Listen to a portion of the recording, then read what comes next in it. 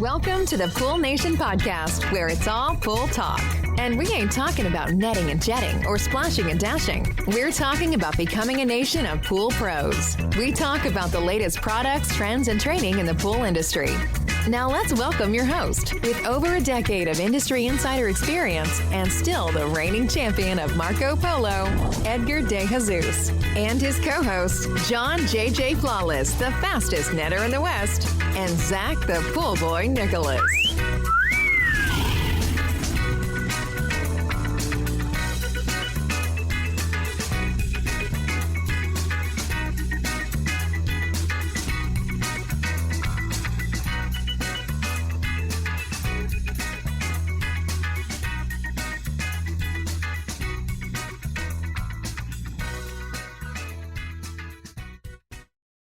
Welcome, everyone, to the Pool Nation Live podcast with myself, your host, Edgar De Jesus. And yes, I am the reigning champion of Marco Polo, along with John JJ Flawless, the fastest netter in the West, and the famous Zach, the Pool Boy Nicholas.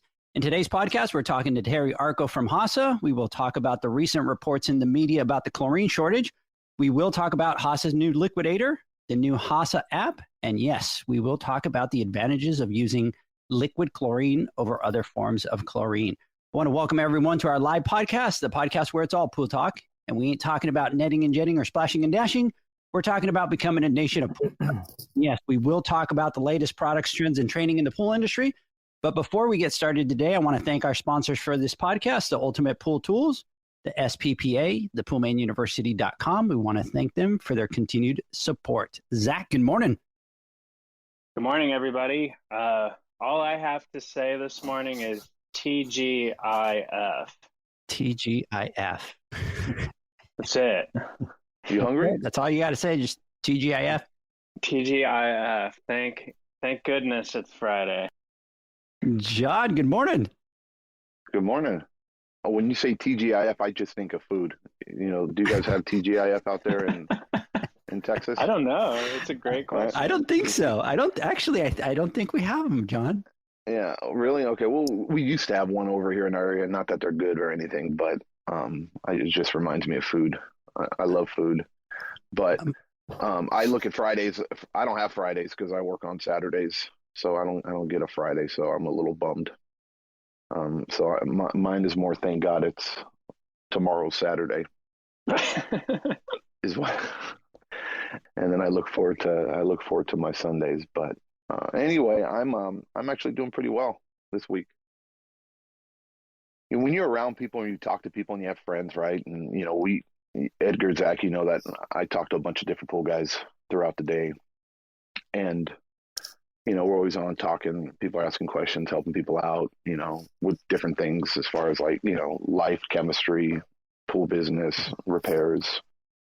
And I just found out that apparently for the last maybe 3 months or 2 months, I've been pretty much like a crab ass apparently, because on Wednesday, all the guys were like, everybody here, John, oh my God, he's in a great mood or he's back or something like that. And it just so happened to be that Wednesdays when when I was doing my route, every pool I went to was like I just left it the week before, you know, and it was back to normal, right? It wasn't 1 hour cleanups. It wasn't, you know, all hell breaking loose, and I was chipper and happy mood and everything was great and beautiful. And I had my taxes that were supposed to get done. And I usually finish my days on Sunday on Wednesday. The earliest, lately has been like 6:30-ish. But I've been doing like 7. So I'll leave at like 6:30 in the morning and don't get home till like 7:30.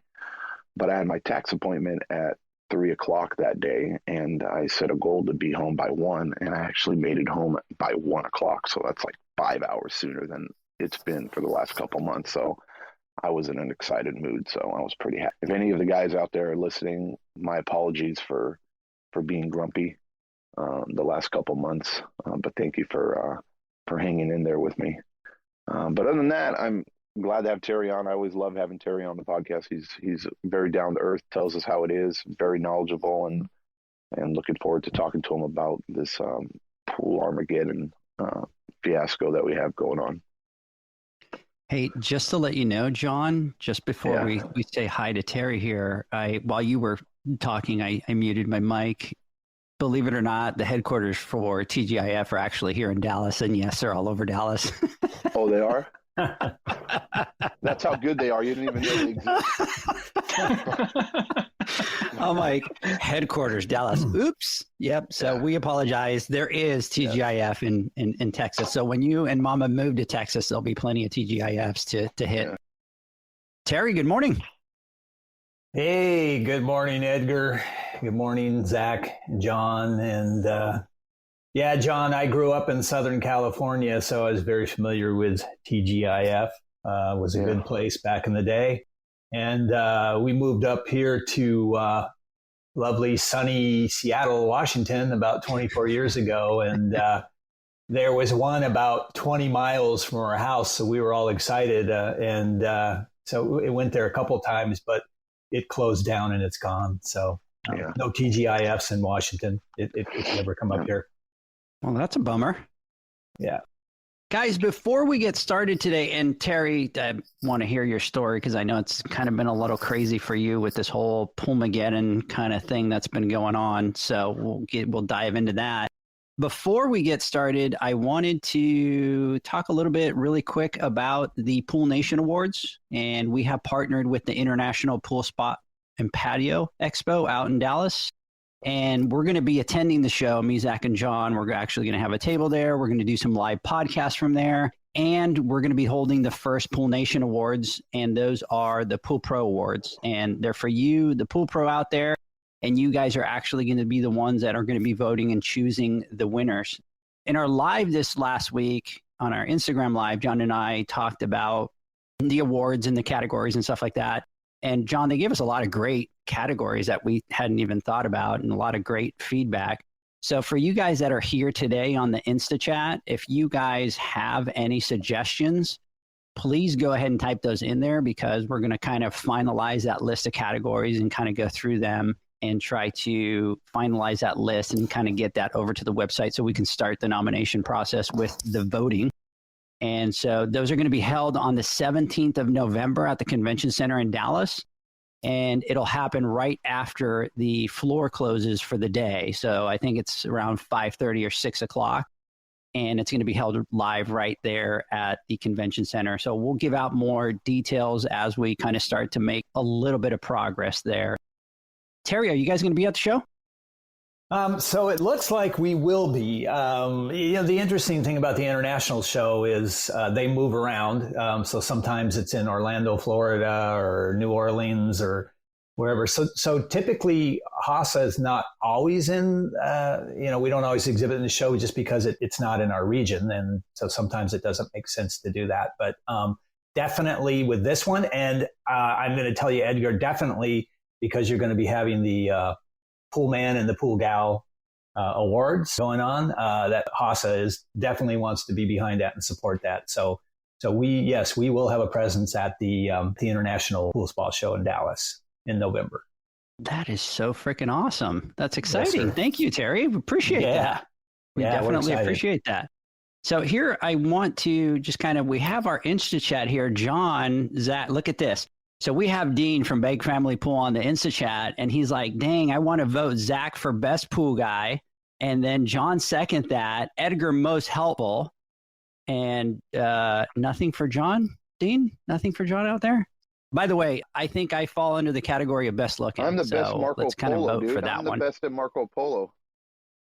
So he's saying he's apologizing now, John. So Dean, type us a message in here and tell us what you would give John. And we'll kind of nothing. No, he wouldn't. Hey Dean, I already deleted your number, so don't worry about it. Look at this. He put on their best wife. That's the cup. Sure. That's the cupcaker, sure. I guess. The cupcake. That's for sure. That's for sure. So that's for sure. All right, guys. So let's get going. Hey, Terry, a couple of weeks ago, the news went crazy with this whole Poolmageddon, and all the media outlets picked it up, and the supposed story of this whole chlorine shortage in the pool industry. And as one of the outlets, they put it out there, and we were kind of going through the quotes because it was crazy how everybody picked it up. But one of the quotes You know what? I'm kind of like a dog with a squirrel today. John, you up for a little challenge? You know I am. I'm always ready. I'm just a little bit competitive. Just a little bit. Just a little bit competitive? Just a little bit. Terry, I'm going to apologize because I started on this thing and kind of went left field on you really quick here. But you know what? I think we're going to do a little wager thing between me and John here for just a minute. So we went through and we found a lot of the headlines that they were putting out there. And Terry, they were kind of ridiculous with how the media outlets picked these up and just kind of ran with this whole Poolmageddon and the shortage and all that. So see, I'm kind of already getting my voice ready. John, let's do this. You have a deep radio voice. You kind of have the Godzilla voice with the bear face, right? So Yes. Here's what I want to do is I will grab one of those ridiculous headlines and I'll kind of put my best radio voice on. And then I'll challenge your voice to see how you do. And then we'll let the guys from the Insta chat choose who has bragging rights. Do it. Are you on? That Let's do it. took too quick of a turn there. You just lost focus and just sidelined us, took us off the rails. But you know what? Like, I want to be in this, so don't leave me out. Oh, yes. Dang. I'm liking this. All right, so here's what we're going to do. So I'll go first, and I'll pull the first ridiculous headline, and then, all right, we'll get John to go, and then after that, we'll get Zach. And so everybody will be able to vote. Terry, you could probably be one of the judges on here, too. Sure. The problem is I went first, and that was probably a bad idea. So, all right, you guys ready? John, here I go. So ridiculous headline number 1. Here it is. As homeowners start to prepare their pools for the season, they will face widespread chlorine shortage. It's Poolmageddon. Holy cow, that was terrible. Oh, man, I think I'm going to have to edit that out. Oh, that was bad. I was supposed to be muted, but I wasn't. I think I laughed during your my apologies if I threw you that off. was bad. Okay. Oh, I just ridiculed myself on that one. Oh, dang. Go. Okay. This is a ridiculous headline number 2, right? No stress. No worries there, John. No, Go. don't worry about it. The worst chlorine shortage the country has ever seen is set to rock the summer's pool season. It's Poolmageddon. Okay, I wasn't the only one that was bad. That puts me to sleep. Dude, I was trying to sound like, you remember, you know, previews nowadays aren't like they used to be for movies, right? But remember that guy who did the preview, right? In a world where soldiers fly, blah blah blah blah blah. You know what I mean? Jean-Claude Van Damme in Bloodsport or something like that. You know what I mean? I tried the same thing, John, but I bombed it. Yeah, I think I screwed it up by trying to be the worst chlorine shortage in the country. So this is John. This is going to be awesome because if we both tanked it, I know that Zach ain't going to nail it. I don't know. Zach was muted and he was sitting there screaming at the top of his lungs to get his throat all raspy and everything. Watch, he's gonna. I have tears coming out my eyes. Okay, Zach, it's all you, baby. Go. Okay, so ridiculous headline number 3.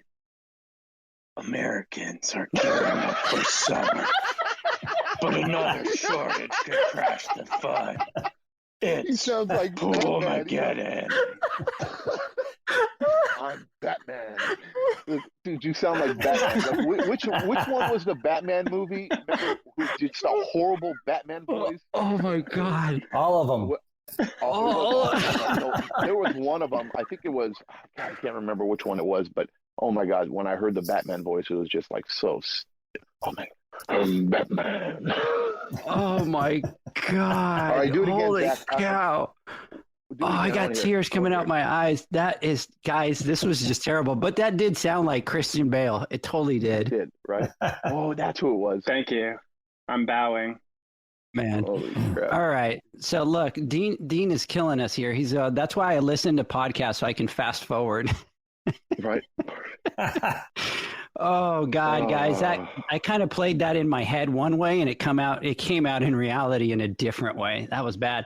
Hey Terry, do you want in? Do you want to try your voice? I can give you a headline. So first of all, I'm just going to say to all three of you guys, don't give up your day job for sure. And no, I absolutely am not going to try because while I may have a face for radio, I do not have a voice for radio. So no. Oh man, guys, that was terrible. That's probably the worst beginning of our podcast ever. Oh my God. Thanks, Edgar. I totally played it in my head that I could sound a lot deeper voice kind of thing, but I'm afraid to listen to that. So let's do this. Let's just kind of move on very quickly. And odds on whether or not this is going to get cut out, the official podcast.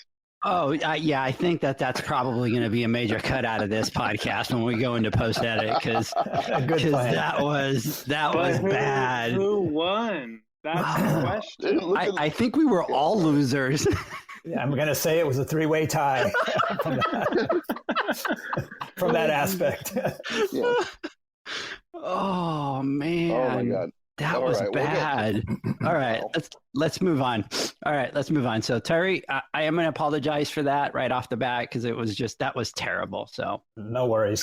Guys, let's try to do what we do better so that we can make it up here to Terry. So all right, back to business. So Terry, let's start the podcast, and I want to jump right into that chat about the chlorine shortage. I think I just want to make it very crystal clear for everybody that's out there listening. I'll start with just a simple yes or no so that everybody has it clear. Is there a chlorine shortage? Yes and no. That's the only way I can really answer that. Yes, there's a chlorine shortage, and the chlorine shortage primarily that is being experienced is trichlor tablets. Obviously, there's been issues with that have been going on for actually quite a while. Even before the biolab fire, there were some issues with trichlor tabs that just had to do with supply, demand, some of the pandemic situation that went on to where some of the manufacturers and repackers or plants were having to either close down or delay and so forth. So, there's no getting around it. Trichlor is and has been probably the most popularly used form of chlorine, especially for residential pools. So widespread, use, and the supply begins to kind of slow down and dry up. And at the same time, prices began to eke up as well. So then you throw the fire in at Biolab, which is the largest America maker of trichlor tabs. And I think it's been in the area of 40 to 60% supply in the U.S.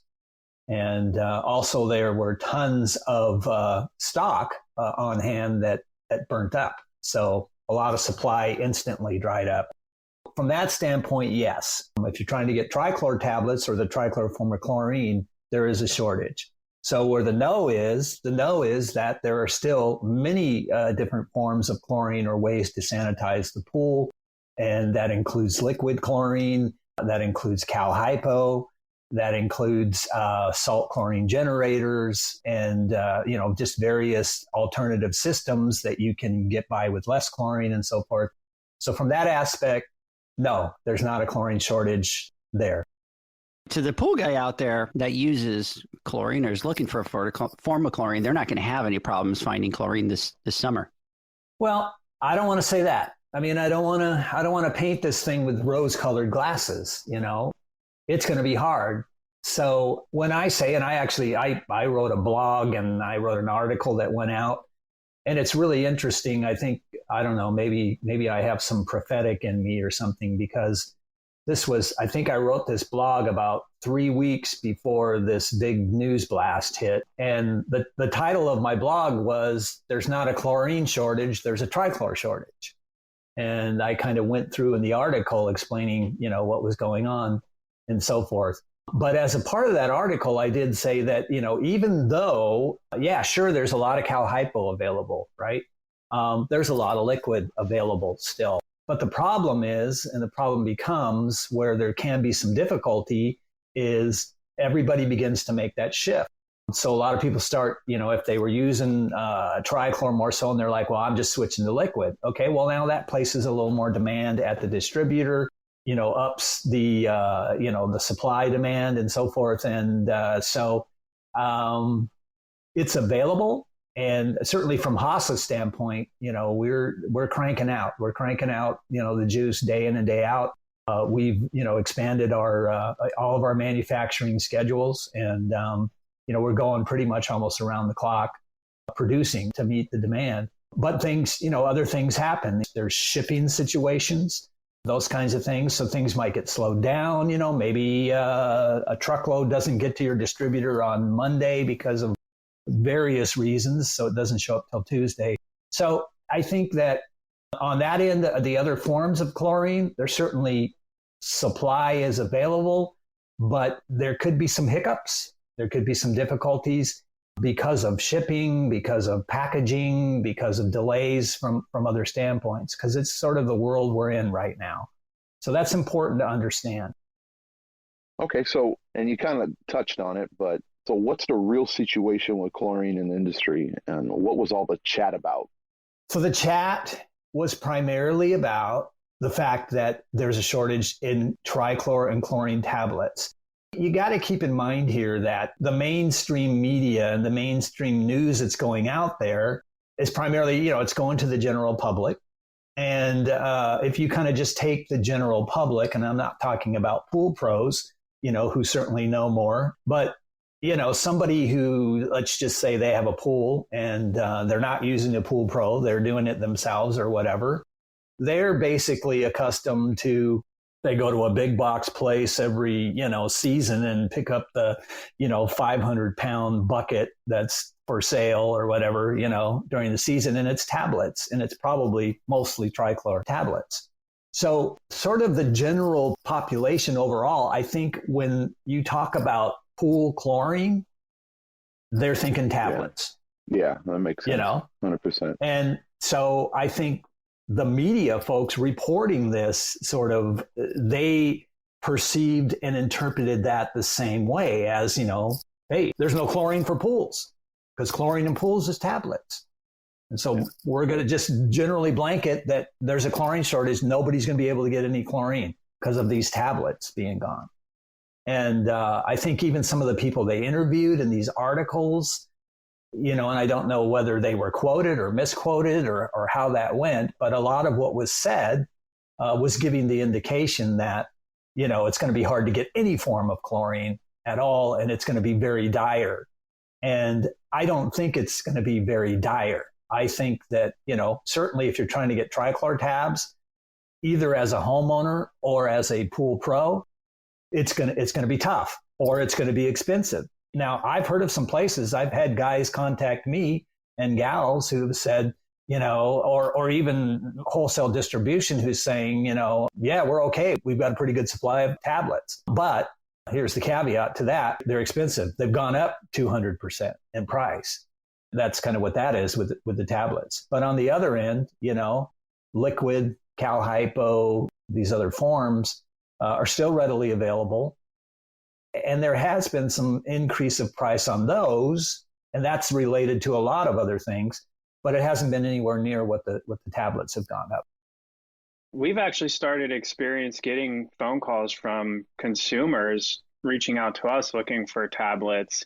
And, we're primarily tablets in this market. So it's like we can't sell anything to the public. But so I think from that, we can see that it's starting, it really is starting to get hard around here. But, I just want to clarify. So currently liquid chlorine is available. It's absolutely available. And from the standpoint of Hasa, yes, absolutely available. And as I said, we've expanded our production schedules, and everybody's working, and even our shipping. We're hiring extra drivers, things like that. There's a lot of things that play into this too. Like one thing I don't know if a lot of people realize, but right now there's a shortage of shipping containers. I think I read somewhere that for every one shipping container that the U.S. gets, there's 3 that go back, offshore. There's just so many things going on that are kind of putting a little bit of a cog in the wheel. So I think we have to just right now in this time, we have to sort of learn to be a little more patient, and we have to plan ahead, and we have to kind of do some due diligence in what we're doing and getting things. And the other thing I think I would say to this too is what doesn't help, hopefully this won't happen too much or people won't get too crazy, if everybody panic and you just start to hoard or do that kind of thing, because then that just creates a whole, different set of problems. We're definitely living in different times. And my wife did talk about that, Terry, with the shortage of the containers out there.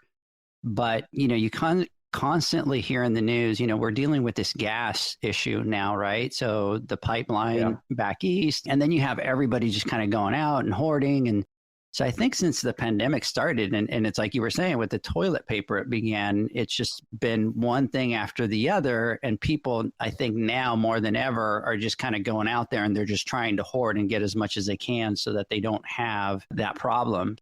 It'll be interesting going in. John, Zach, I think one of the things that we continue to hear is that we really need to change our business model. And that is that you kind of have to be a lot more proactive into preparing for what's coming in the future rather than the typical thing where we've been, where we could just kind of go get whatever we want, whenever we want. So, Terry, let me ask you this. Is your production 100%? Are you guys expected to have full production at least through the summertime, through the summer busy season? Absolutely. And, I'm basically, from my standpoint and aspect, I check in with the plants pretty much every day. And everybody's telling me, it's 100, it's 110%. I mean, they're really working to keep everything going, keep supply going. A big part of, as you know, with Hasa is we have the deposit program going on.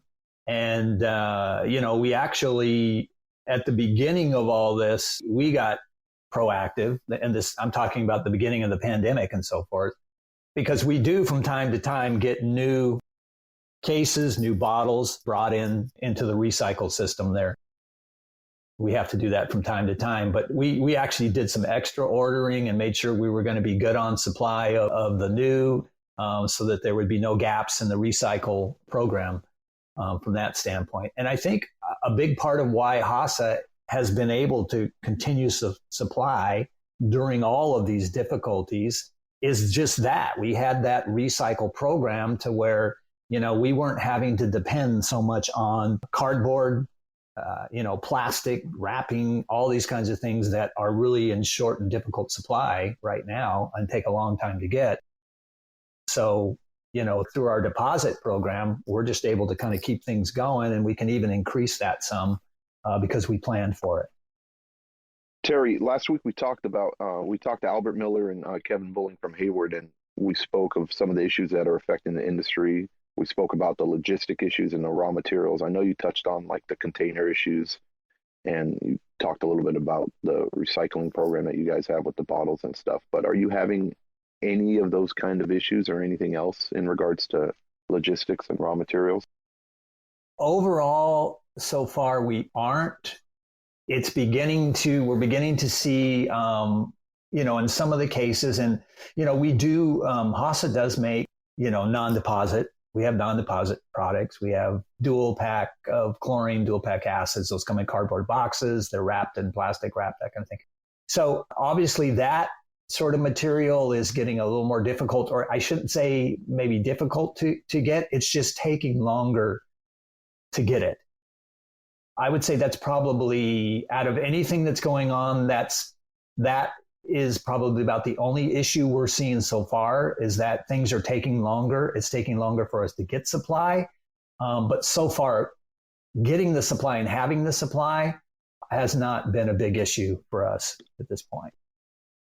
Do you guys use any raw materials from overseas that would potentially slow Hasa's ability to produce chlorine? For the most part, no, we don't. The majority of everything we get, at least when I'm talking about producing liquid and producing acid, those things, it's all primarily readily available in the U.S. And we actually are set up. In fact, we have a plant up it's in Washington State, Longview, Washington. That particular plant and this gets into a little bit of liquid manufacture, so I don't want to bore you with that, but we actually have the raw materials provider is about a block away from where our production plant is. So, we're actually able to get the sort of our raw materials that we get, which is basically when you're making what we call in the pool industry liquid chlorine. It's actually not liquid chlorine. That's a little bit of a misnomer. What we're selling and what we're putting out there is liquid sodium hypochlorite. And as a part of the liquid sodium hypochlorite, there's pure liquid chlorine in there. So we have a plant that actually produces that pure liquid chlorine at our Longview plant. And it's like I said, less than a block away from where our plant is. So the stuff's right there. It's pretty seamless. And for our other plants across the U.S., I mean, we're in contact with, U.S. chloralkali producers, the guys that are producing from salt and making the liquid chlorine, and then they're shipping the pure liquid chlorine to us. And, we're able to, put out the liquid sodium hypochlorite product that we put out. That being said, if we run in short supply or something like that, we may look offshore to see that we can kind of keep the supply in stock. But that's something that's only done as a contingency. It is not our regular model. Terry, let me ask you, one of the chatters that you always hear the pool guys talk about is, and I don't know if they're just kind of stories or conspiracy theories or whatever you want to call them, but there's always this, oh, well, Hasa doesn't have enough plastic bottles, or they don't have enough cases, or any of that kind of stuff. So is that the case? Do you guys have, obviously thinking, hey, we're kind of going into this demand where you're going to end up using a lot more liquid because there isn't the try or the tabs. Do you guys have enough? Is that part covered? Are you guys set there? Yeah, I feel it is. As I pointed out, we really upticked in getting some new cases, bottles, all that kind of stuff in supply to all of our plants when this whole pandemic thing kind of hit to begin with, because we felt that we could get overrun to where there's some gaps and that could slow things down. So we tried to account for what could happen there. The other thing I want to point out is, since we're talking about the offshore or whatever, that sort of thing, our cases and our bottles are all made in the U.S. And actually, they're made at a company which is actually in Los Angeles.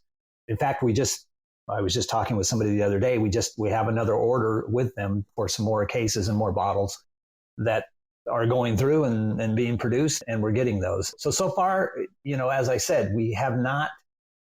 And the thing about plastic supply too, which, this kind of goes more to our operations and so forth. I do here, we have several suppliers that we work with. So if one supplier is kind of strapped, we go to another supplier and say, hey, and usually somebody's got plenty of what the raw material we need for making those cases and making those bottles through our manufacturer in LA. So far it's all been good, and we're not seeing that that's going to be an issue. Are you guys seeing a trend where the industry is switching to liquid chlorine use over tablets? Yes, absolutely indeed. And I can just tell you that from the standpoint of, I think, just me personally, my calls, my emails, my texts, everything that I get that's coming to me has increased, I want to say probably more than doubled from what it usually is. And it's all in relation to guys, gals, pool pros with questions about liquid, questions about the differences with liquid to tablets. How do I switch over? What do I do? Obviously, we have a liquidator feeder, and we have this new Hasa Liquid Feeder HLF, which we're going to talk about later, which is coming out. And the increase in questions, demand, just everything that has to do with either the liquid chlorine and the feeders has probably tripled in the responses we're getting from people, or people wanting to know more about it. So from that aspect, I think, yes, I think liquid is probably the popular choice over tablets right now. And I know there's other things too. And Cal Hypo, it probably depends on what area you're into. Cal Hypo, maybe, in certain areas, that might be the more popular choice. But I can tell you from our standpoint and our aspect and what we're seeing in the response that's coming into us, people are switching to liquid a lot. And you're saying that you're seeing like 3 times? I'm talking about just what's coming into us as far as questions and how-tos and and where do I get all those things. Yeah, it's gone through the roof. That's pretty good. Yeah, I think we're going to see a lot of demand over the summertime. Zach, I know you have a couple questions, and I think we want to talk a little bit from the educational side and maybe talk exactly about that, about the liquid and the pros and the cons and why they should use it over other forms. But let's do this. Let's take a quick word from our sponsors, and then Zach, I'll let you jump in when we come back on the other side. The SPPA is dedicated to the niche general liability insurance needs of pool and spa professionals. As industry leaders, we'll fight for you, protect you, and be there for you. We provide extraordinary service before and after the membership and insurance is in effect. Insured members of the program get the best customer support and have peace of mind that their alliance is their voice and always fighting for their program and insurance needs. We proudly insure thousands of pool and spa professionals across the United States. With over 30 years encompassing the pool and spa industry, we know the needs of pool and spa professionals. Through the SPPA program, there are 3 tailored and customized general liability insurance options to pick from. For more information on our programs and insurance options, visit our site at www.thesppa.com. The sound of you continually pitching pool care poles into the trash. The sound of you using an Ultimate Pool Tools carbon fiber pool care pole for years to come. Go to ultimatepooltools.com or Instagram at ultimatepooltools. Do you know the actual cost of the pool service you provide or the financial health of your pool business?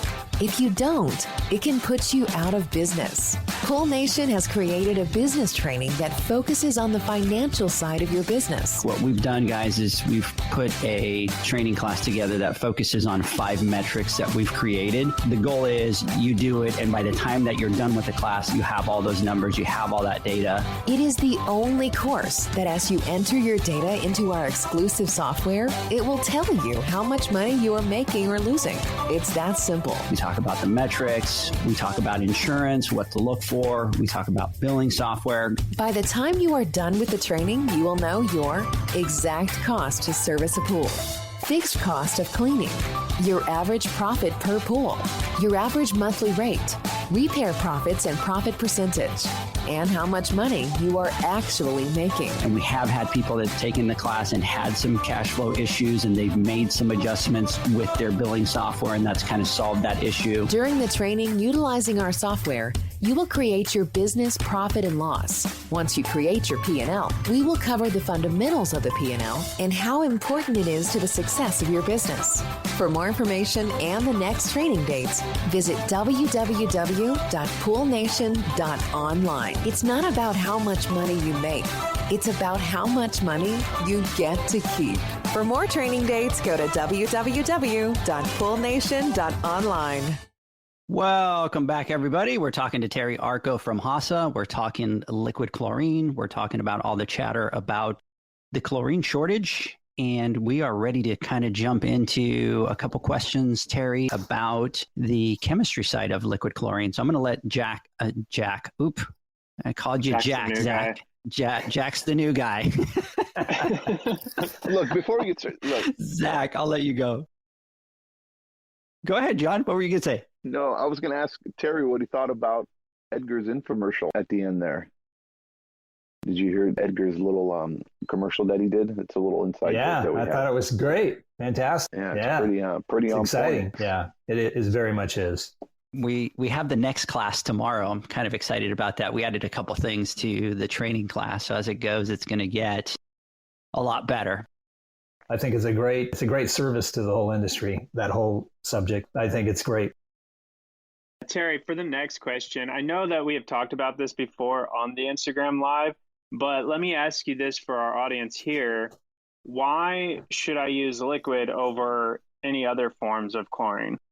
I think number one, I go through all these points, and this is kind of my rhetorical one. I say because it's liquid, number one, first of all. So because it's liquid, it's going to act faster, more immediate. It doesn't have to dissolve, like tablets or granular or so forth have to. It's ready to go. So that's probably the best aspect of it. Secondly, because it's a hypochlorite, It does not contain any byproducts like cyanuric acid. So there's no hidden sort of increase from CYA. And it also, like cal hypo, it does not contain calcium, which is going to increase your hardness. And high levels of calcium, can eventually contribute to the formation of calcium carbonate scale or calcium phosphate scale as well. So that's a big one, the byproducts. And I think it does have a byproduct that we know about, but I think as compared to the other forms of chlorine, the byproducts left behind from liquid is probably one of the most inert and one of the least, I guess, damaging ones that's going to be put in there overall from the standpoint of draining. And even if you're with a public pool where you might have regulations of CYA and calcium levels and so forth. There's that standpoint. And it's going to give you, out of all at least the dry forms, like cal hypo, trichlor, pound per gallon, or gallon per pound, if you want to say, you're getting the most free available chlorine, and you're getting the highest percentage of pure chlorine from liquid chlorine. And lastly, I'm going to say, and you can certainly do your research online, you can do your research in Bob Lowry's books and so forth. He shows that cost per use, liquid is the most inexpensive form of chlorine to use for what you get. So Terry, we hear the talk about, obviously pounds of pure chlorine. Can you explain that a little bit on the pounds per pure chlorine? Sure. Basically, everything is compared to, first of all, let me start off by saying, so if you've got liquid chlorine or Hasa Sanachlor, or you've got trichlor tablets, or you've got cal hypo tablet, anybody that looks at the labels, it's pretty obvious just if you look at the labels and see the percentage that you should know, or you could figure this is not pure chlorine. Obviously, it's not 100% pure chlorine. In fact, the only form of chlorine that is 100% pure is gas chlorine. In 1 pound of gas chlorine, basically you've got 100% pure chlorine. So the other forms are only compounds. So these are chlorinating compounds that incorporate some pure chlorine in the formula, but none of them are 100% pure. So with any of these, basically the amount of pure chlorine that's in these, they're going to be compared to chlorine gas and how that is figured. If we look at liquid, and the difference with liquid is Hasa, for example, being at 12.5%. The Sanachlor is 12.5%. And that can seem like everyone can look at that and say, well, that's a low number compared to 90% trichlor or 65% cal hypo, so it must be weaker. But that's just a misunderstanding of the fact that we're comparing a liquid to a solid. And with a liquid, the weight, the percentages, everything are done in volume. It's done with atomic weights. So that's different from gravitational weights like with dries. So that means a big difference even in the percentage and how that's read.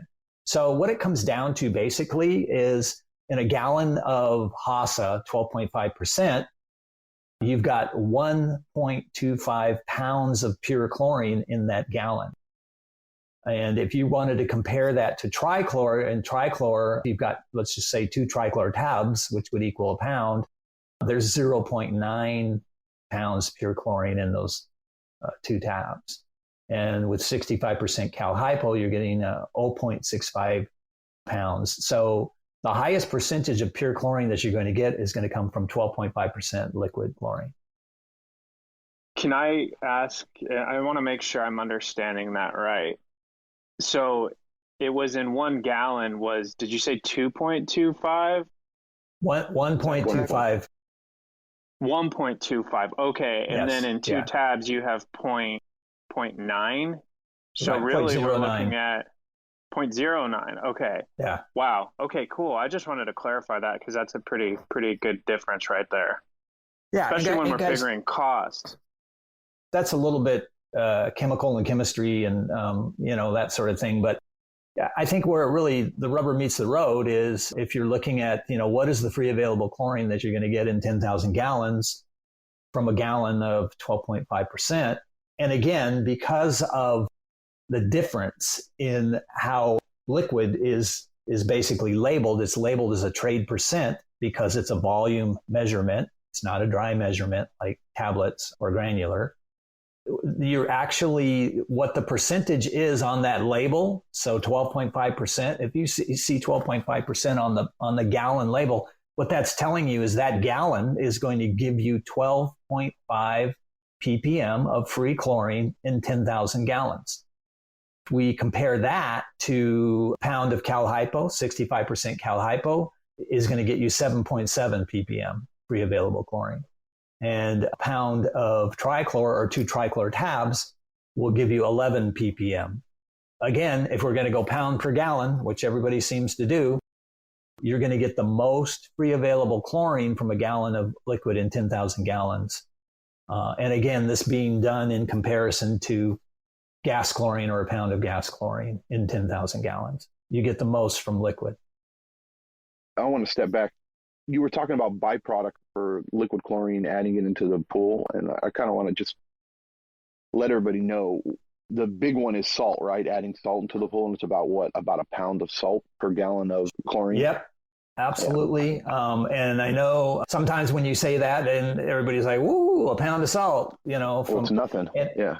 Yeah, and there's a big misnomer too that hey, when I'm pouring this gallon, I'm pouring a pound of salt like you're going and getting a bag of Morton and just pouring it straight into the pool, which is not at all what's going on here. I mean, first of all, you're using a very beneficial sanitizer, and so it's doing its work. It's sanitizing, it's oxidizing, it's keeping, the quality of that water good and everything. And as a result of sort of the cycle of all that taking place, the end result is going to be some sodium chloride left behind as TDS. But I can also say, if you look at any chemical that you're going to add to the pool, most of the chemicals you use have some form of a salt in them. And the majority of TDS that's left in your pool is some form of sodium or some form of salt, which is pretty, non-detrimental overall. Where the detriment comes in is if you are contributing to total dissolved solids with, say, CYA or with calcium, which both of those increase total dissolved solids as well, but also you're increasing CYA, you're increasing calcium, levels as well. And that leads to, having to drain more and be aware of some of those detriments that come from the other byproducts. Terry, I want to ask, what is the shelf life of liquid in the sun and out of the sun? Yeah, so we've gone through this before, and I've stated this, and certainly we want to be absolutely transparent. That's if we were going to talk about pros and cons of liquid, we would say definitely one of the cons is liquid degrades. I always kind of compare it to it's a milk run. I mean, it's like milk. It somewhat has an expiration date, and how you store it and use it, you want to be aware of that. Basically, this comes from White's Handbook of Chlorination, talking about liquid chlorine reaching a half-life or a half strength. And so if you take 12.5% and you're going to say it's going to where it's going to degrade down to half of its strength, which would be like 6.2 or a little over 6%, which is pretty much, that's what you would get off the shelf at a market or whatever, the bleach that you're getting at that point. In 75 degrees, that process is going to take about 6 months in 75 degrees. And again, temperature plays a big part in the degradation of liquid chlorine. So when we go up to 95 degrees, in 95 degrees, that liquid is going to hit its half-life or half strength just under 2 months. So it's a lot more rapidly as the temperature increases, obviously. This is why, we say, particularly in season, when guys ask about, well, how much can I get or how much can I store? And this gets into, I guess, even if somebody was going to try and hoard or whatever, probably not a real good idea with liquid because, over time it's going to degrade and it's going to lose its strength. And I always say if you're getting liquid in season and, in those summer months when it's hotter and warmer, I would not buy more than a 2-week supply, and then again, if you're storing it, try to store it out of the sun, if at all possible. You were just talking about this, Terry. So liquid chlorine, the Hasa liquid chlorine, is that going to be the same as, it's not going to be the same strength as obviously the household bleach, right? Oh, not at all. Absolutely. So you can get forms. I think the highest form that you can get if you went to Home Depot or one of the big box sort of stores like that, you could probably find an 8%, which is kind of an institutional type brand. But the majority of what you get at the grocery store could be anywhere from 3 to 6%. And the typical most average is 6%. But, they have a lot of stuff now where they're adding, no splash chemicals, or they're adding fragrances or these kinds of things. So not really the best ideal to try and, buy something off the shelf at a supermarket and think you could use that in your pool, because it probably wouldn't get you the best protection as far as chlorine goes. Okay. Can I add something to that? Sure. I think this is great information in the situations that we often face where you have a homeowner that wants to compare pricing, and they talk about, well, I can go down to Walmart and I can get a case of this for X amount of dollars or whatever.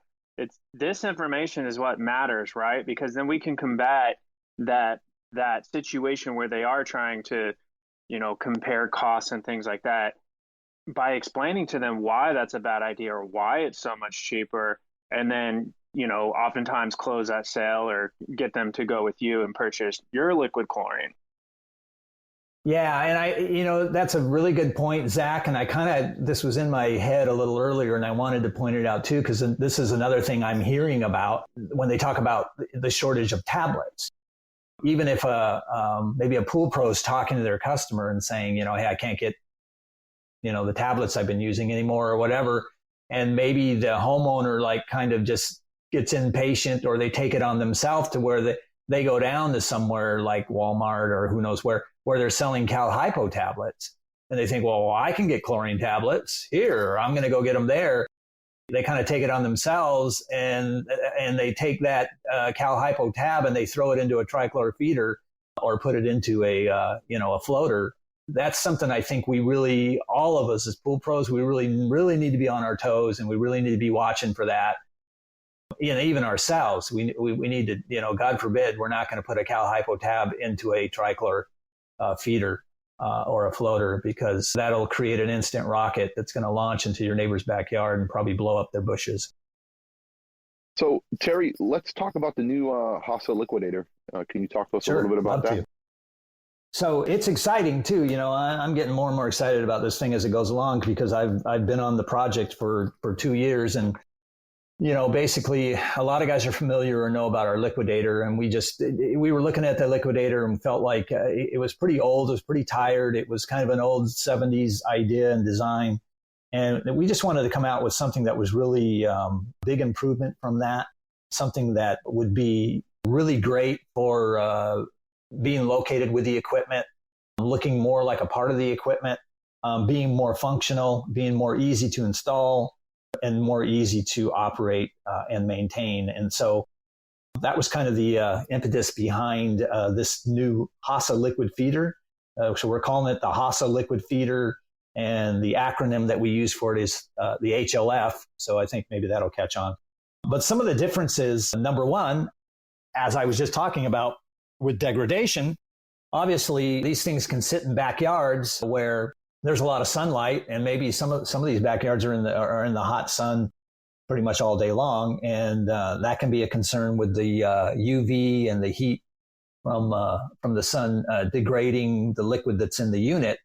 So we came up with one idea that we came up with was to actually make this a dual tank or a double tank design, so that you have more protection from the UV than the chlorine is going to actually even last longer from that standpoint.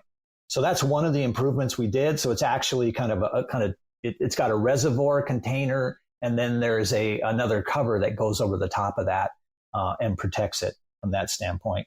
It's got a really easy, now we made it as far as filling it, pretty foolproof, pretty safe from the standpoint of There's no way that a kid can get in, have access to the chlorinated water or anything like that. So that was one of the other designs. The flow designs, the flow controls, the hookups, everything we made much more seamless, much more easier. So really a simple to use automatic feeder. It's non-electrical. Installation's really easy. It runs off of the filter. And this is another thing too that I just kind of wanted to, because I've gotten some questions, and I actually had a pool pro who contacted me and said he had an inspector that told him that he couldn't hook up or the technology of this feeder wouldn't work on the pool because there was no interlock. They were concerned about liquid being introduced into the pool if the power went off. Well, the way this is set up and designed, if the power goes off, if the pump's not on, there is no chlorine being put into the pool. It works off of the hydraulics of the pump completely. The other thing I've heard out there too, which is beginning to sort of bubble up, is there's been some rumors or people saying because of the way that this is installed, and because you have the outflow tubing that goes in front of the pump, there's been concerns raised about you're going to damage the pump, or you're going to ruin the pump, or you're going to void a warranty to the pump. And that's a misnomer, and that's a complete misunderstanding of the technology of what's going on here. Because I think the thinking or the misunderstanding there is that we're pumping straight liquid chlorine in front of the pump, which is not true. The way the unit works, it takes pool water from the pool and it blends the liquid inside the feeder with the water. So it's a dilution.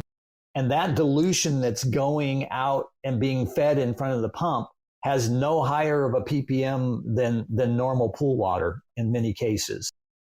So I really want to bring that point out, because I know that rumor has sort of been going out there in the industry from that standpoint. It's very easy to operate, no additional electricity. You're getting that best cost per savings per use. And it also, this is the technology that Hasa has had for a while, but the way this unit works is that it actually does pull some of the calcium out of the water, so it softens the water, and you get basically just some calcium salts in the bottom of the unit, which are cleaned out usually once or twice a year. It's going to be a great little unit, and we're looking to launch about the second week of June, and we feel like it's going to really just take off. I just posted a couple pictures on the Instagram for Pool Nation podcast. So if you guys want to check out what it looks like, it actually looks pretty cool, Terry. I like the design of it. It's definitely a huge improvement in looks over the old Liquidator model for sure. Right. Yeah, it does look really cool. I like it. There's two questions here in the chat. One of them says, what is the capacity of the container? It's designed to hold up to a maximum of 8 gallons of liquid. And guys, if you look at the design, you can see how now it's completely like blacked out. So it really has a lot more protection for the sun. And then the next question, Terry, was, I don't know if you know off the top of your head, what are the dimensions of the HLF? I can give you rough dimensions. It's much more conducive to being put on near the equipment or on the equipment. The height of it is just under 3 feet. It's actually, I think, more like about a little over 2.5 feet high. And it's about, I want to say, just about a foot and a half or so wide. Not a lot of space. It's pretty compact. Yeah, it's definitely compact. Joel, go to the Instagram page. You'll be able to see a couple of the pictures there. Jay, too, you'll be able to see it. I do even like, Terry, the little door that you have. On the old one, it was just the whole top of it. You just kind of poured through that big. And now it has a little compartment door where you can kind of pour it in through there and stuff like that. That's kind of cool. Yeah, and that was a lot of that too was it was for safety from one aspect, but the other aspect too is that what we found was, with the existing Liquidators, just got that big square lid that opens up and everything's right there. And we found that a lot of folks or pros would just take a gallon and they're just kind of pouring it straight in that big wide mouth.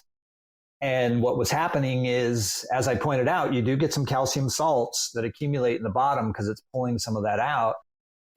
Guys, gals, whatever, in a hurry, they just kind of pour a big glug into this big mouth, and it gets to the bottom and splashes and stirs all that stuff up. And then there's a chance that can go into some of the lines or some of the fittings and can cause some clogging. So that was another, we realized that issue and we wanted to kind of address that.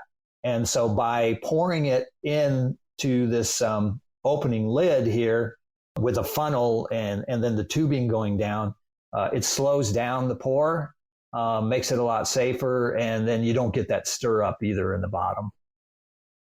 Definitely check those pictures out. I think you're going to dig it. And then you said it was mid-June that it's coming out, Terry?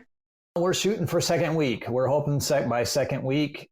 We initially, our announcements were we were really hoping for mid-May, in this month. But again, we're in the type of world that we're in. So parts and things like that did not arrive as quickly as we wanted to. So it slowed a lot of things up. But everything's looking good now. We've got the units beginning to be produced. This is another thing I do want to point out. I think I've been involved in a lot of product development projects. And I think out of all the product development projects I've been involved in, we've done more testing on this unit than any other unit I know of to say, what happens if this happens? We're thinking ahead, what happens if this happens or this could happen. And so we're testing every aspect of this thing just to make sure that it's going to be foolproof and it's going to be, really fully operational and high performance. Terry, I want to ask, there's a lot of cool products on the market, and, we have a lot of guys in the field and we're growing.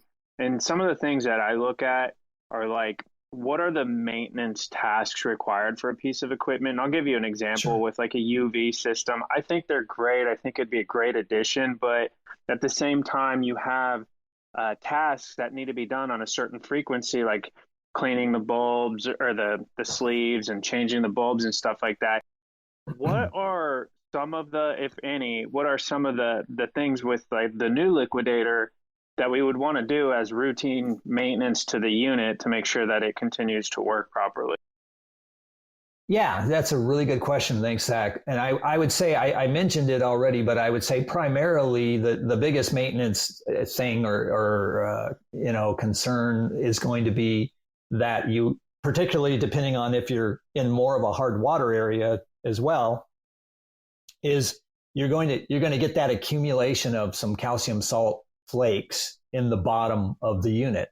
Oh, and by the way, this is one of the improvements we made on the unit, because in the old unit, you would have to, take a bucket or something to drain the water or whatever out of it by hand. You would have to reach down with maybe a cup or a shovel or something to try and get the stuff out of there. It was really cumbersome and it was really hard. So that's one of the improvements we made on this unit too, is we put a bottom drain in it.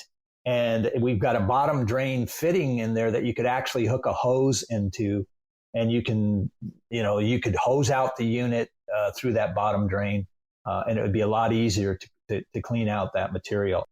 And I'm saying that's probably a once to twice a year, depending on where you're at and what your hardness is at, something that you would need to do. The only other things I would say is, and we've really, really done a lot to kind of protect the tubing from sunlight and that kind of thing. But, I would say tubing, over time is going to obviously get kind of oxidized or dried. So there may be some tubing replacement that's needed every few years, possibly. And the last thing I'll say is in real hard water areas, you can get some calcification of some of the fittings and even some of the tubing, and that could be a situation where you might need to do an acid wash of some of the fittings. You take a 20 parts of water to 1 part muriatic and wash those out and put them back. That could be a possibility as well. we also are, what we found in that situation, and particularly in high calcium hardness areas, is if somebody uses a sequestering agent, that definitely reduces that situation from occurring. Now, let's talk a little bit about the Hasa app, the new Hasa app that you have out, Terry. Yes, we have a Hasa Rewards app. And basically, if you just go to your app store, and I think if you just enter Hasa Rewards, you can download it. You can get it, put it on your phone. And basically what it allows you to do is it allows you to actually, when you purchase any Hasa product, this is any Hasa product. So if it's liquid chlorine, if it's muriatic acid, or, you know, the Hasa products like our Hasa algicide, or, you know, the EcoSafe clarifier, things like that we have, whatever it is, or the HLF, when you buy the HLF. You take your invoice and you can immediately, it's like taking a picture of the invoice, and it gets entered there. You get points, and those points accumulate towards credit for at the distributor, or for Hasa gear, all sorts of things. And also the rewards app will take you into all sorts of information, a lot of my videos, articles, educational materials, and we're going to continue to upgrade this thing and to put all kinds of incentives and rewards for our pros in this app. I suggest that you guys all go and register. Terry, I just registered while you were talking about it. I downloaded it, and it said that I have a pallet of liquid chlorine on my rewards. Well, there you go. Did you automatically do that just to kind of, you know, give me an incentive to talk about it on the podcast, or is it be possible? Is it giving an error and just giving out pallets of chlorine away? I think that's an error. So obviously we'll look into that. Zach, I think you should register because you might get a pallet too. So I got like 4 of the liquidators coming my way, it says. Dang. Everybody, download this app. Download it now. Disclaimer, we're kidding. Next thing you know, everybody's sitting there. And look at that. Jeanette, after 16 years, I divorced Sprint. It's been so nice to listen straight through with no drop. That is awesome, Jeanette. We're excited to have you be able to listen to the whole thing. And then Hokulea is saying, cue Oprah, you get a pallet and you get a pallet. And that's what Terry's doing right now. Terry's just dropping pallets to everybody out here. Right? There you go. So awesome. Hey, guys, let's take a quick word from our sponsors. Zach, John, when we come back, I want to get your final thoughts. The Hyper Pole from Ultimate Pool Tools is a pool care pole designed by pool professionals for pool professionals, featuring precision-crafted carbon fiber and stainless steel construction. Go to ultimatepooltools.com or Instagram at Ultimate Pool Tools. Pool pros have specific needs when it comes to general liability insurance. The SPPA program has you covered. With 3 tailored and customizable general liability options, SPPA makes it easy for pool pros to feel secure. Find out more and get covered at thesppa.com. Did you know that one of the main reasons why small businesses fail is because owners are less in tune with how much revenue is generated by sales of product or services and the cost to provide this product or service? This leads to money shortfalls that can quickly put a small business out of operation. Do you know the actual cost of the pool service you provide or the financial health of your pool business?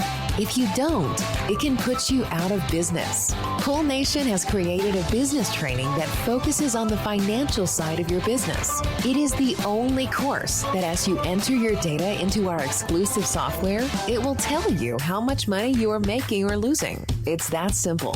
By the time you are done with the training, you will know your exact cost to service a pool, fixed cost of cleaning, your average profit per pool, your average monthly rate, repair profits and profit percentage, and how much money you are actually making. During the training utilizing our software, you will create your business profit and loss. Once you create your P&L, we will cover the fundamentals of the P&L and how important it is to the success of your business. For more information and the next training dates, visit www.poolnation.online. It's not about how much money you make. It's about how much money you get to keep. For more training dates, go to www.poolnation.online. Welcome back, everybody. We're talking to Terry Arko from Hasa. We are talking about the Liquidator, the Hasa app. We talked a little bit about the chlorine shortage and all of those things out there. Jeanette is saying over here, I better check my app. Yes, Jeanette, you might get two pallets of chlorine out there, maybe one of chlorine and one of acid that would really kind of help you out through the summer. So, by the way, while we were taking a word from our sponsors, I kind of went through the app, and a very good looking app, Terry. Very, very good looking app. So they did a great job at the design. A lot of time on that as well. Yeah. Great flow. So John, Zach, let's go into our final thoughts. And let me see. I'm going to go with, you know what, Terry, you pick one of them and go with the final thoughts. Oh, pick one of them to go with? Let's go with John. There you go. Uh-oh. John. Final thoughts. No, look, all seriousness. And, we talk about this from the very beginning, and not because Terry's a friend of the show. Liquid chlorine is by far, at least in my opinion, the best way to sanitize your pool.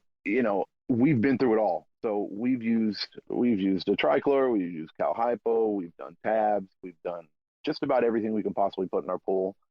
And we fall to one product week after week that we see and we feel is the best by far for our pools, and that's liquid chlorine. And guys, look, less is more, especially when you're looking to take care of your pool, right? And as you understand the chemistry of the pool and the water and what goes into it and the side effects that a lot of the times the pitfall we fall in is it's simple and easy to put trichlor or throw a tab into a pool. And, for many years, a lot of pool service companies have been doing that, but the effects, they don't really correlate it with, that happened a year down the road or 2 years down the road and the problems you're having with the pool. And I think our biggest focus and what we've been trying to really land the point across is, look, if you really understand, what you're doing or what you're adding into the pool, you can see that it might seem easy right now or much easier to store a bunch of dry or a bunch of trichlor in your warehouse or have it on your truck because you can have X amount. But in the long run, it's costing you, right? And it's just a lot harder to maintain a pool properly when you're adding all these other additives or adding a bunch of conditioner into your pool or you're adding tons of calcium into your pool. So just for us personally, I mean, like I'm saying is like, guys, chlorine by far, liquid gold is the way to go. And I just want to thank Terry again for coming on and giving us his knowledge and kind of explaining it. And, I've talked to people constantly every single week and we talk about it and everybody's always like, well, but, liquid, I can't find it, or I can't get it, or it's expensive, or it's not strong enough, or it's so much easier to just put cal hypo into a pool, or so much easier to just drop tabs into a pool. And I think we are making a dent, and I think people are finally starting to realize and see the benefits of adding chlorine or liquid chlorine into a pool. And I'm super excited about the new Liquidator that's coming out, and I'm looking forward to putting them on my pools and kind of giving them a test run and seeing how it goes. I don't want to beat a dead horse, but we talk chemistry all the time. But if you guys are going to add any type of chlorine into your pool, if you can do it, liquid chlorine is definitely the way to go. Great points. Zach, final thoughts? Well, I think you hit it, about making a dent, because I'm an example of that. And it's the more and more I learn about liquid chlorine, the more I come to love it. We're trichlor tabs pretty much all over down here, but the more information I have on it, the more it just starts to make sense. And I'm trying to put the pieces together and figure out how we can start to implement liquid chlorine into our pools. And you know what, at the end of the day, it might be, we might have to just make that move with everything that's going on. But, another thing is Terry, you talked about this new Liquidator and being easier to install. And I got to say, I installed one of the current models and it was so easy to install that it took me a while because I was constantly like rechecking things. I'm like, did I do this right? Because this was just just too easy. And it really is a great system. So I'm super excited to get my hands on one of these new ones and try it out. And another thing I want to touch on is this whole Pool-mageddon thing. And there's definitely some sort of Pool-mageddon going on. But like you were saying, it's just been generalized to everything, and that's not exactly the case. So thanks for coming on today, Terry, and clarifying some of these things. Because as we always say, when we're armed with the correct information, we can make the proper adjustments to our businesses so that we can survive this event. And I talk to a lot of people in different parts of the industries and different businesses, and I kind of feel bad for the people working, in the manufacturing and the distribution, the retail side of things, because they're taking a beating. And, I'm hearing all these stories, and I believe that it's because a lot of people either don't really understand the situation or don't even know of the situation. And so I just want to encourage everyone to make sure that we're still asking questions, we're sharing these details, and, try to have some patience, because this is happening. We're in it, getting frustrated, getting mean, getting irritated with people. It's not really going to help anything. So just everyone have some patience, and I know that we'll all get through the end of this. And, last thing, I hope everyone's killing it out there. Yeah, Zach, I think, a lot of guys are probably getting, frustrated even at the pool stores and kind of doing that kind of stuff. And I think it's important that we kind of educate ourselves and we find out what all those problems are that are happening in not just our industry and everything around the world. And we're kind of living in a post-COVID era. And that's going to be for a while. I really believe that it's going to probably be another year before we start to see some things start to kind of come back to normal. And then certain other things and aspects of our lives are going to change forever. But when it comes to the shortage and a lot of those things, until everything settles down, and everybody has to remember is we're seeing some progress here in the US, but there's other countries that aren't in the same situation that we're in. So if you have a country that provides raw materials or does any of that, and they're still having COVID issues and then that's going to just extend it even longer. So I know it's very difficult, but we have to be patient. You have to educate yourself. And then as we've been talking through the entire time, you have to change the way that you do business. The time of walking into a pool store and being able to get anything off the shelf and doing any of that has changed. So as a business owner, it's your responsibility to look at your business and figure out how you're going to change your business strategy so that you're not affected by that.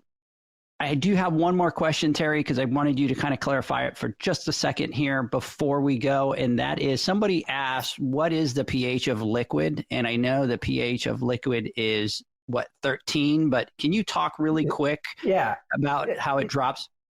You're absolutely correct. The pH of liquid is 13 in containment in the bottle. Obviously, when you're pouring it into a pool, 10,000, 20,000 gallon pool, that doesn't correlate to 13 once you get the dilution factor going. And basically, we always talk about liquid and the rise in pH. And there can be some increase or rise in pH from adding liquid to a pool, which primarily is going to be a result of the fact that it has sodium hydroxide in there. And the sodium hydroxide is what causes the increase of pH. However, as our good friend Bob Lowry has pointed out, and there's lots of information on this now, when you're adding that liquid to the pool and you're producing the killing agent of the liquid, which is hypochlorous acid, that hypochlorous acid reacts with contaminants, and it's also reacting to UV sunlight, which is coming in. And in that reaction, the hypochlorous acid dissociates into actually HCl, which is hydrochloric acid. And that hydrochloric acid is produced in equilibrium to the sodium hydroxide that's been added from the liquid. So you get, and this is sort of a time factor, but you do get a net zero equilibrium from that. So the pH increase is not as great as a lot of people are thinking overall. And as Bob points out, if you've never used liquid before And when you first start on liquid, you are going to experience some increase of pH, which you can adjust with muriatic. But once you're on liquid as a system and a maintenance system, that equilibrium and that reaction of hypochlorous acid to hydrochloric acid, balancing it out, kicks in. And you really, really don't see that great of a pH rise from liquid. Great. Thanks for that, Terry. So, Jay, we talk about it, and I will send you a link over to where we have Bob talking about how it doesn't affect the pH into the pool. So I'll send you that link so that you can have that over. And thanks for that question. That was a great question that we kind of forgot to ask. So, guys, we're at the end of the podcast. Terry, I want to thank you for taking your time. We always love having you on. That was a lot of great information today, by the way. I love that. And I am going to connect with you because we are overdue for shooting some videos and getting some information onto the Poolman University and onto some of our other platforms. And I think this is the best time to do it and kind of talk about it out there. So, Zach, John, as usual, guys, I want to thank you for your time. And I want you guys to know that every week that goes by, I get more excited about the pool show and for us to be able to hang out at the pool show. And Terry, I'm going to just kind of pull you in and say that now you got to be there. So I'd love to do it. Thank you. I really appreciate it. It's going to be fun. You bet. Thanks. Thanks, Terry. Thank you, guys. All right. Thanks, guys. Have a good one. See you later. Bye-bye.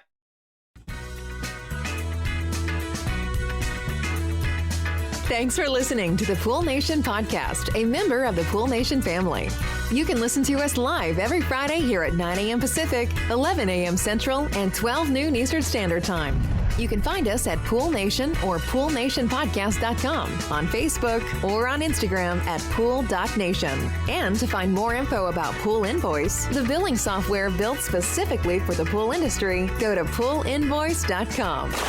Before you go, this is what the pool industry has been waiting for. PoolmanUniversity.com. It's the first platform dedicated to learning the swimming pool service and repair industry. A pool service community where you can connect and find videos on business, service, water chemistry, and repairs. See you there at PoolmanUniversity.com. Pool Nation, all rights reserved. No part of this podcast may be reproduced in a verbal or nonverbal way. May not be distributed. It may not be distributed in any social media platforms or transmitted in any other forms or any other means, including recording or other electronic or mechanical methods without the prior written permission of Pool Nation.